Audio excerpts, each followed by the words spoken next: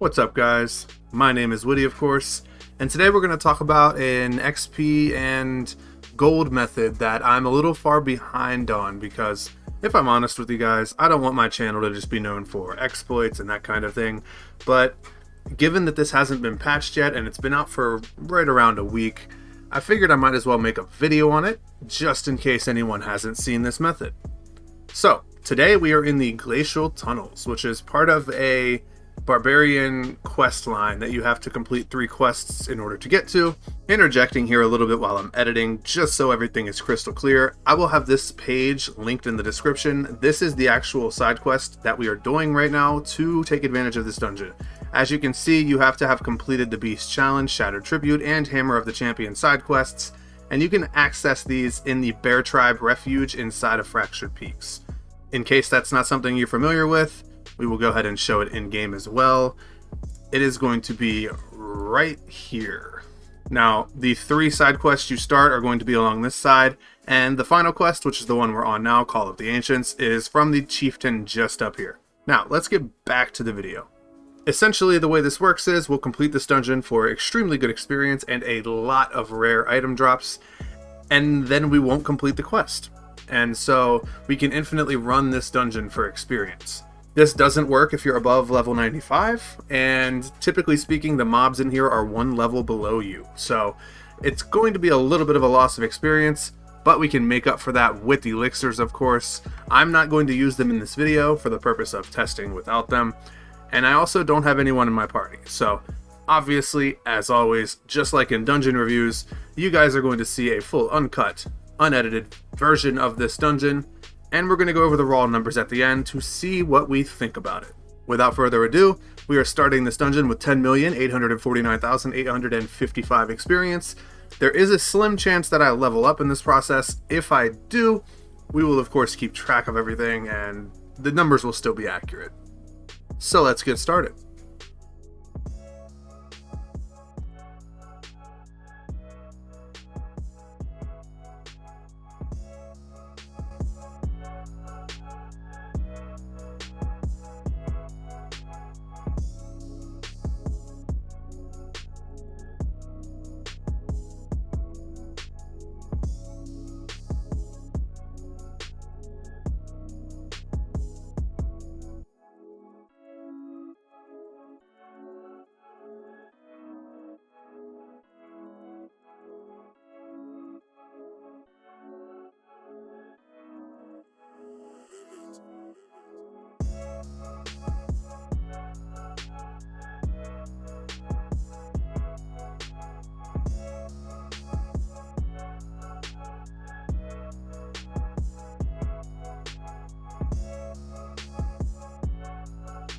Have to backtrack a little bit, but I think we'll still make some pretty decent numbers. And I didn't actually need to come back here. I thought there was an elite pack back here. It turns out there's just not.